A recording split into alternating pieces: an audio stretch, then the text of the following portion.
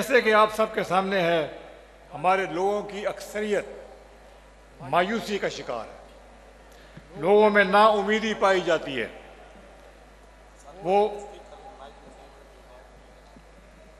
میں ذرا مائک آدھن ٹھیک کر کے وہ مایوسی اور کنفیوژن میں گھرے ہوئے ہیں۔ میں آپ کو یاد دلانا چاہتا ہوں کہ بطور مسلمان ہمیں مایوس نہیں ہو سکنا۔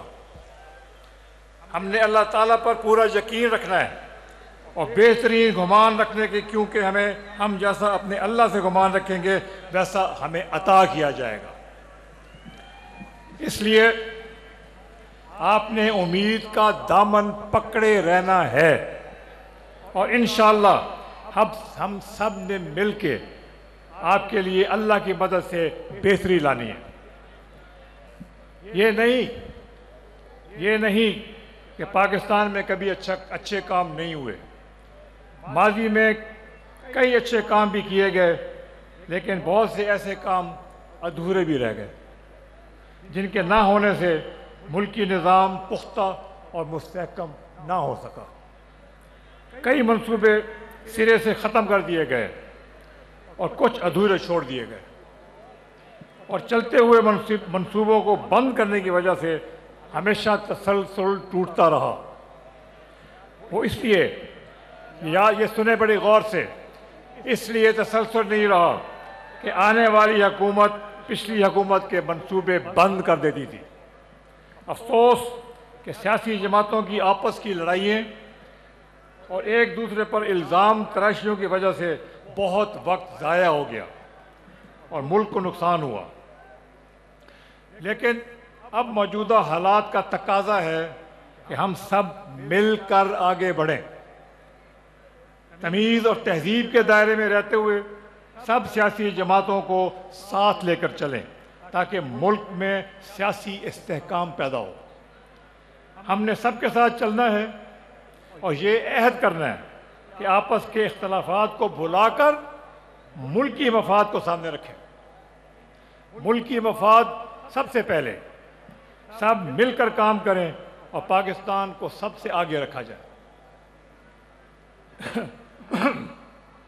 ہمیں سپر سٹار کی نہیں بلکہ سپر سسٹم کی ضرورت ہے، یعنی ایسا کہ میں نے پچھلی تقریر میں بھی کہا تھا کہ اس وقت شخصیات اہم نہیں ہیں، شخصیات اہم نہیں ہیں، سب سے اہم ہے آپ عوام، آپ سب سے اہم ہے اور ہمارا ملک سب سے اہم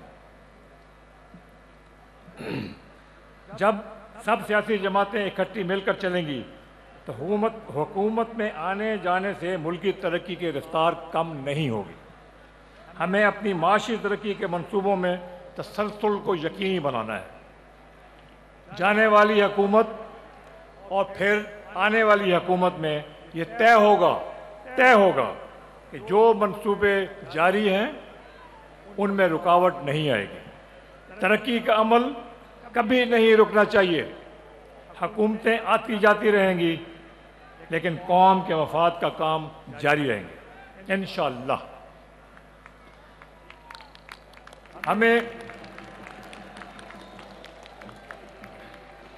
ہمیں اس بات کو یقینی بنانا ہوگا کہ ہمارے سب اداروں میں ہم آہنگی ہو، وہ کسی بھی قسم کی سیاسی وابستگی سے آزاد ہوں اور سب اپنے اپنے دائرہ کار میں رہ کر ملکی ترقی میں اپنا کردار ادا کریں۔ جہاں تک ہماری فوج کا تعلق ہے، سن لیں میری بات، جہاں تک ہماری فوج کا تعلق ہے وہ ہمارے محافظ ہیں۔ ان کے جوان ہمارے تحفظ کے لیے اپنی جانوں کا نذرانہ پیش کرتے ہیں۔ ہمیں اپنے یقین اور اعتماد سے انہیں اور مضبوط کرنا ہوگا۔ ہماری فوج ہی ملکی سلامتی کی ضامن ہے، ہماری فوج ہی ملکی سلامتی کی ضامن ہے اور ہمیں ہمیشہ اپنی فوج پر فخر کرنا ہے۔ اپنے ہر جوان کے ساتھ ہماری دعائیں ہیں اور ان کی ماؤں کو سلام ہے۔ ہم آپ کو امید ضرور دلانا چاہتے ہیں لیکن کوئی ایسا وعدہ نہیں کرنا چاہتے جو ہم پورا نہ کر سکیں۔ کیونکہ ماضی میں بھی ووٹ لینے کے لیے آپ سے بہت وعدے کیے گئے، لیکن وہ صرف وعدے ہی رہے۔ ہم آپ سے وہی وعدے کریں گے، ہم آپ سے وہی وعدے کریں گے جنہیں ہم اللہ کی مدد سے انشاءاللہ ضرور پورا کریں گے۔ ہمیں یقین ہے کہ اللہ تعالیٰ ہماری نیک نیتی کی وجہ سے ہمیں توفیق عطا فرمائے گا اور ہماری مدد فرمائے گا، آمین۔ آپ کی دعائیں اور آپ کا اعتماد ہماری کامیابی کا ضمانت ہوگا۔ جیسا کہ آپ جانتے ہیں کہ نوجوانوں اور خواتین کی شمولیت کے بغیر ملک کی ترقی ممکن نہیں۔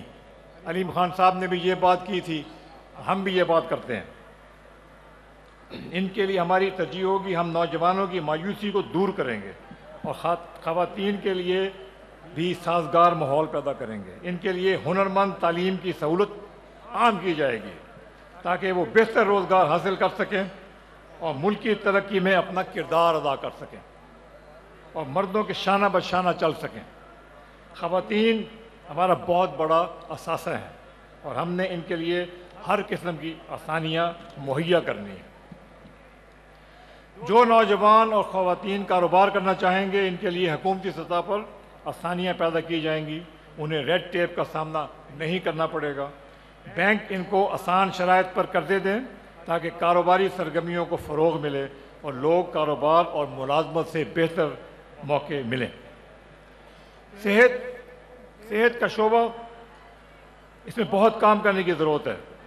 عوام کے لیے بہترین علاج معالجے کو یقینی بنایا جائے گا۔ انشاءاللہ ان کے لیے ایسا نظام بنائیں گے کہ انہیں مشکل وقت پر کوئی پریشانی کا سامنا نہ کرنا پڑے۔ ہم ایسا ماحول بنانا چاہتے ہیں کہ ملک میں بھرپور نیشنلزم ہو، یعنی ہر طبقے کے لوگ ملک کی ترقی میں اپنا کردار ادا کریں اور جذبے اور یقین کے ساتھ کریں۔ ہمیں اپنے لوگوں پر پیسہ خرچ کرنا ہے تاکہ ان کے روزمرہ کی زندگیاں سنور سکیں اور ان کو یہ فکر نہ ہو، کسی کو یہ فکر نہ ہو کہ وہ اپنے بچوں کے 2 وقت کی روٹی پورا کر سکے گا یا نہیں۔ لوگ یہ سوچنے پر مجبور ہیں کہ بچوں کا پیٹ بھریں یا اسکول کی فیس ادا کریں۔ بڑے دکھ کی بات ہے کہ ہم اب تک اس بات کو یقینی نہیں بنا سکے کہ غریب کو اپنے بچوں کے بھوکا رہنے کا خوف نہ ہو۔ یہ ان کا حق ہے اور ہمارا فرض ہے کہ ہم ان کو اس فکر سے آزاد کریں۔ انشاءاللہ اسی لیے ہم نے کم از کم تنخواہ 50,000 روپے کرنے کا اعلان کیا ہے۔ ہم چاہتے ہیں کہ ترقی یافتہ ملکوں کی طرح یہاں بھی ہائی اسکول تک تعلیم مفت ہونی چاہیے اور سرکاری اسکولوں کی تعلیم کا معیار پرائیویٹ اسکولوں کے برابر لایا جانا چاہیے تاکہ غریب اور مڈل کلاس لوگ فیسوں کے بوجھ سے آزاد ہو جائیں۔ یہ کوئی بات نہیں ہے کہ پیسہ ہے تو پرائیویٹ اسکول میں جاؤ اور بہترین تعلیم لے کے آؤ، پیسہ نہیں ہے تو سرکاری اسکول میں جاؤ اور تعلیم کا معیار جہاں پہ نہ ہو۔ جیسا کہ آپ جانتے ہیں کہ پورا پنجاب اور خاص طور پہ لاہور ایک بار پھر آلودہ ترین شہروں کی فہرست میں سر فہرست ہے، جس کی وجہ سے بچے اور بوڑھے خاص طور پر متاثر ہو رہے ہیں۔ جوانوں کی حالت بھی کوئی اچھی نہیں ہے۔ ہم اس ضمن میں بھی اقدامات کریں گے۔ پیٹرول اور ڈیزل کے معیار کو بہتر کرنا چاہیے اور جو وجوہات آلودگی کے باعث ہیں ان کو جڑ سے ہٹانا ہماری اولین ترجیح ہوگی۔ یہ نہیں ہو سکتا کہ ہم ہر سردیوں میں اس آلودگی میں بیٹھے رہیں۔ 3 مہینے کے لیے آلودگی ہے، اوپر سے سب بیمار ہو رہے ہیں، یہ نہیں ہونے دیں گے، ہم سب صاف کریں گے انشاءاللہ۔ اب آخر میں کہنا چاہتا ہوں میرے بہنوں اور بھائیوں، آئیں ہم سب مل کر عہد کریں کہ ہم سب سے پہلے پاکستان کا سوچیں گے، سب سے پہلے اپنے ملک کا سوچیں گے، پاکستان کو آگے رکھیں گے، سب کو ساتھ لے کر چلیں گے تاکہ باہمی جھگڑوں اور الزام تراشیوں کے بجائے ہم پورے یقین اور امید کے ساتھ ہنسی خوشی آگے بڑھیں۔ اللہ تعالیٰ اس اتفاق اور اتحاد کی وجہ سے اپنی رحمتیں اور برکتیں عطا فرمائیں اور ہم سب مل کر پاکستان کو حقیقت بنائیں، اصل میں پاکستان بنائیں، آمین۔ آپ سب کا شکریہ، آپ کی مہربانی۔ انشاءاللہ تعالی ہم پاکستان، پنجاب اور حافظ آباد کے لیے زبردست کام کریں گے۔ Thank you.